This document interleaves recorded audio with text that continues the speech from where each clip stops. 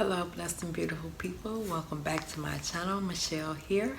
And in tonight's video, I just want to talk about how my mental illness has affected my life. So, growing up, I always knew that I was somewhat different. When I look at pictures of myself when I was very young, I look very sad, melancholy, and I grew up very solitary, kind of to myself. I would get lost in books for hours. I would spend time alone in my room by myself for hours. I would take long walks and just talk to myself.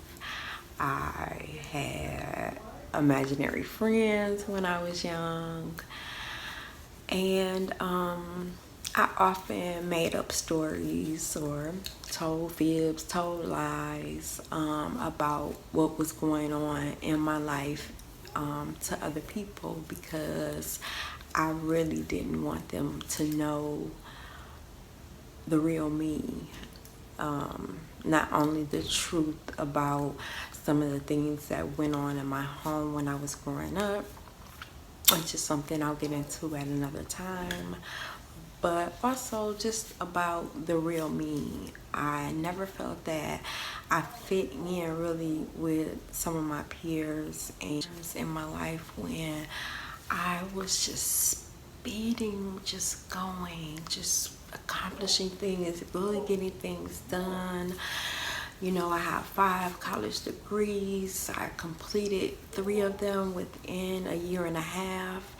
And I'm not saying that to boast or to brag, but just to help you to understand what it means to be manic and to really just be going all the time and to feel like you can't slow down and you have to be doing something, and every day you have to be productive, and you have these lists and you have these goals and long term and short term, and it's just so much. And you know, I never gave myself time to breathe. I never gave myself time to grieve anything that occurred in my life. I just kept going and going and going and going, and then finally, you know, I had a health crisis, and I was hospitalized.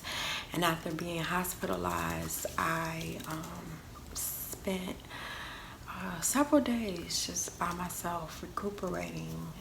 And I really think back now that that was the beginning of a whole different level of stress that I had never really endured in my life.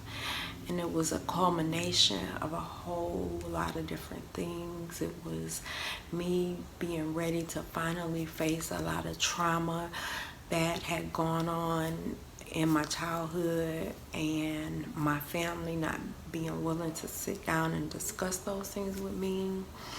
It was me coming to terms with the type of mother that I had been, and not wanting to blame my mental illness or the way that I was raised, or me not having a manual or any of those things, but just to really be open and honest with my daughter and my children about my behavior during the time that they were growing up.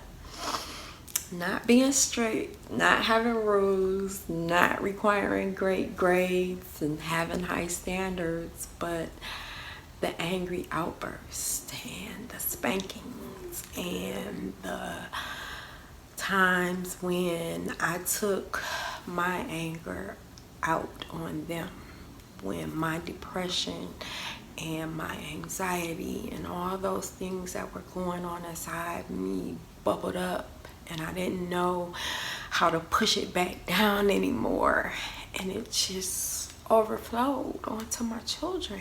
And I know that many of you will say, well, hey, I got my ass whooped with extension cords and boards and skateboards and poles and whatever. And I did too, you know, I got my fair share. But I realized, you know, and I wonder, you know, maybe that has something to do with, you know, my feelings of sadness, of not feeling fully and completely loved by whoever in my life, you know. And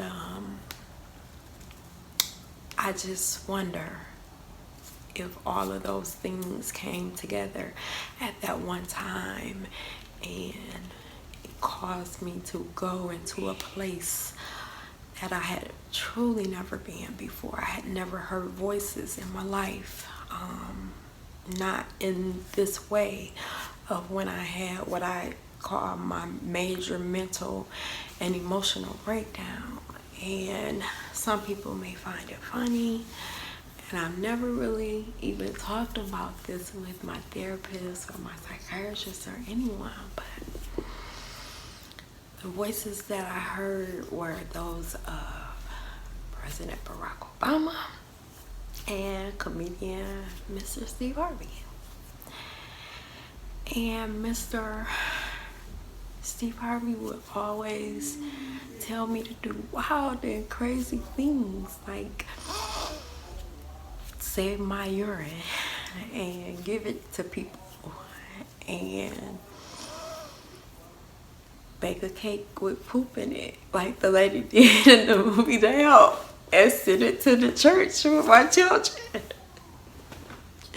and spit on everything and as many things as I could to mark my territory.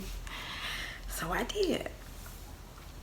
And then the voice of President Barack Obama was telling me that everything is gonna be okay and I'm okay, and just keep doing what I'm doing and everything will be revealed to me in time. And I don't know if those two voices or that situation was my reality of the whole thing that we see of that little devil and that little angel on your shoulder. I don't know what that representation means. I once had a friend who could explain those things to me, but unfortunately, when I had my major mental and emotional breakdown, she decided that we could no longer be friends anymore. And that was because one of the other things that I did during that time was send different things through the mail, drugs, marijuana, food, letters, all kind of things to different people. I sent so many things to President and Mrs. Michelle Obama at the White House. You wouldn't believe. That's another way that my mental illness has affected my life. I've lost so many things. I don't have any pictures of my children or myself growing up anymore.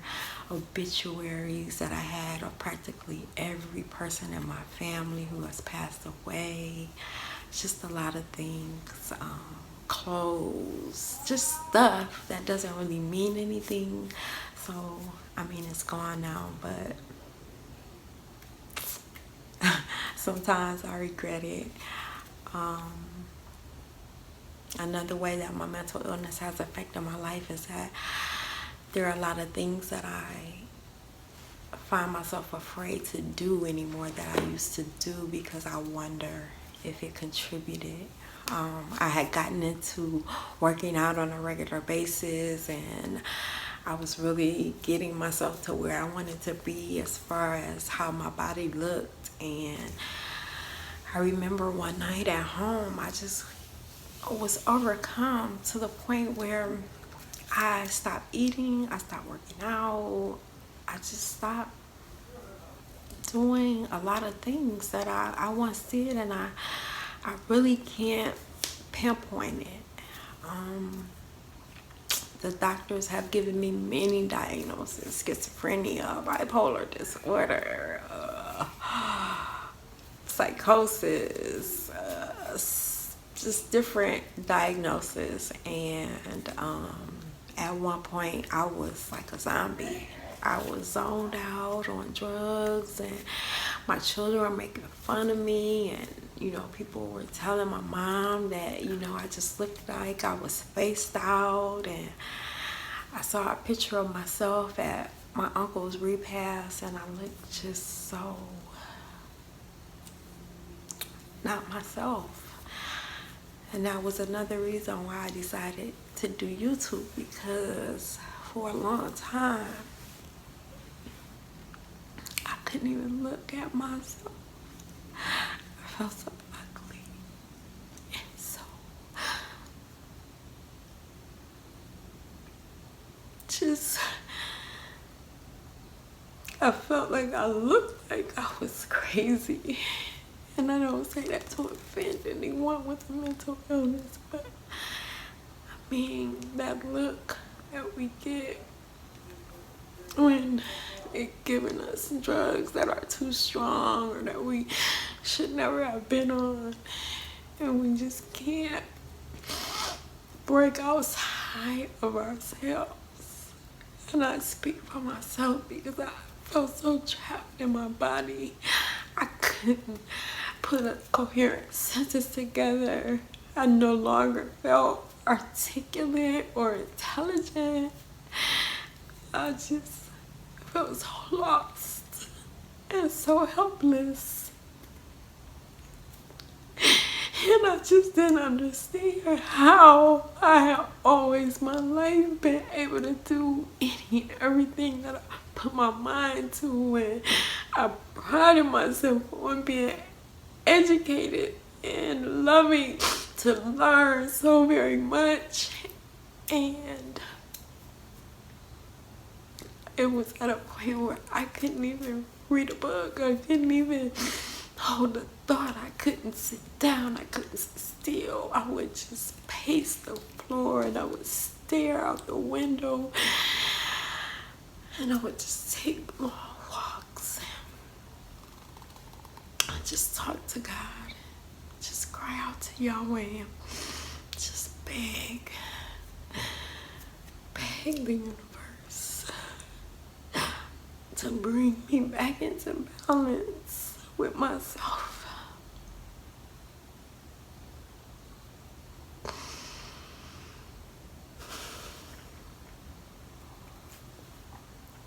And slowly but surely,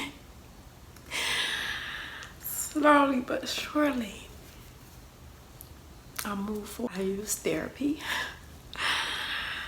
and I used drugs, natural drugs, not opiates, but natural drugs. And so now I'm doing much better. And the things that I struggle with now are my anxiety, because I still have my days that my social anxiety and my feelings that I just can't face the world. They still overcome me. And also coincidence are very troubling for me. I know that many spiritual believers and great thinkers will say that there are no coincidences, that whatever energy that you put out, whatever things that you want to attract to yourself, you will attract those things. And so there are no coincidences. And so tomorrow, after I post this video, when I see or I hear people saying things that make me think, oh my word, did they watch my video? How do they know me? Are they watching me? Those type of things. And I try not to let coincidence really get to me, but a lot of times those are the things that make me wonder if I'm having a mental issue at that time. And so those are the ways that my mental illness affects me, affects my life.